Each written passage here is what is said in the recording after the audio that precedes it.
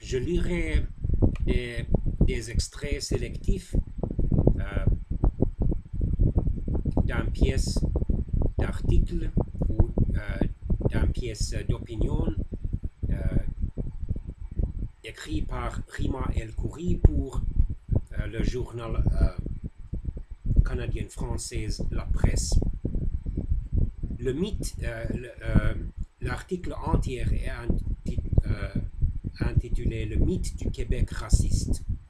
Pourquoi dites-vous que les Québécois sont racistes? Pourquoi dites-vous que le racisme est érigé en système au Québec? Même si je n'ai jamais dit une chose aussi grotesque, cette question m'a été posée plusieurs fois ces derniers temps. Le genre de discours qui vous fait dire des choses absurdes que vous n'avez jamais dites. À entendre ces discours, vouloir réfléchir aux enjeux de discrimination systémique et de racisme au Québec, c'est l'accuser l'ensemble de la société d'être raciste ou la comparer à l'Afrique du Sud sous l'apartheid qui est terminé en 1994 avec les premières élections multiraciales et démocratiques. Et maintenant, l'Afrique du Sud est une assez stable démocratie multiraciale.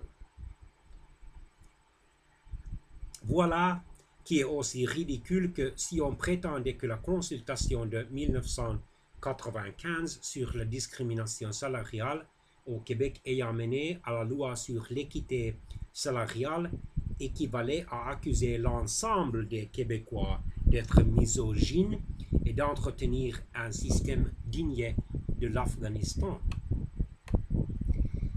Si on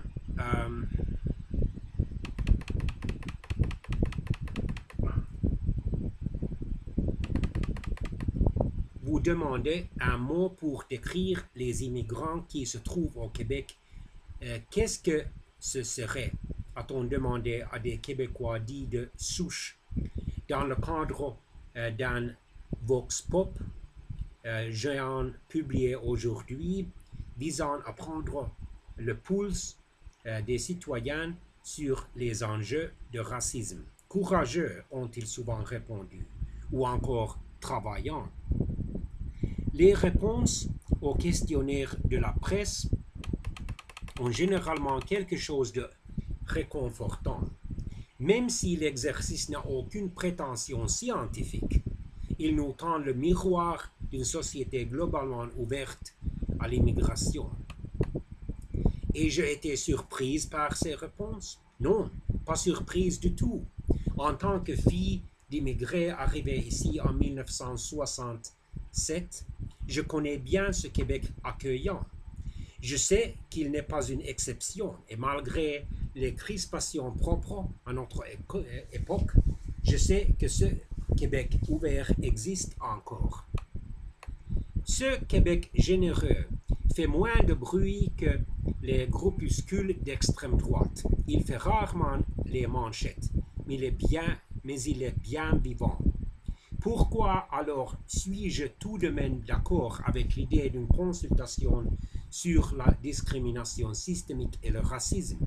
Parce que, à mon sens, on peut à la fois reconnaître que le Québec est une société ouverte et accueillante et vouloir qu'il soit encore plus égalitaire.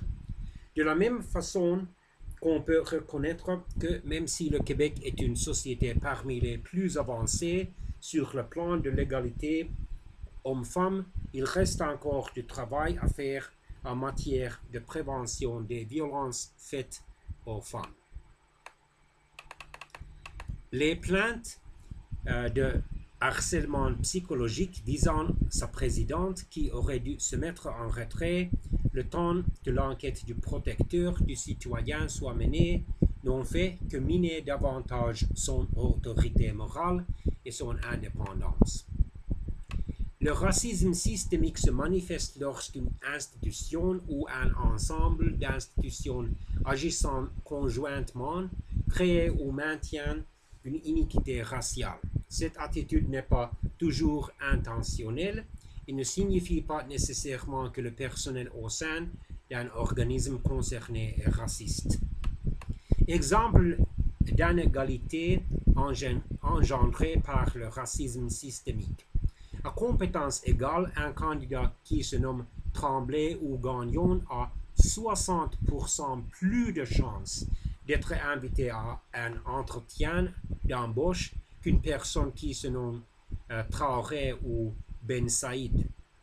Parmi les universitaires nés au Canada, le taux de chômage est 2 fois plus élevé chez les personnes appartenant à une minorité visible, surtout africaine ou asiatique, qu'il ne l'est chez les autres, 3,1% contre 6%.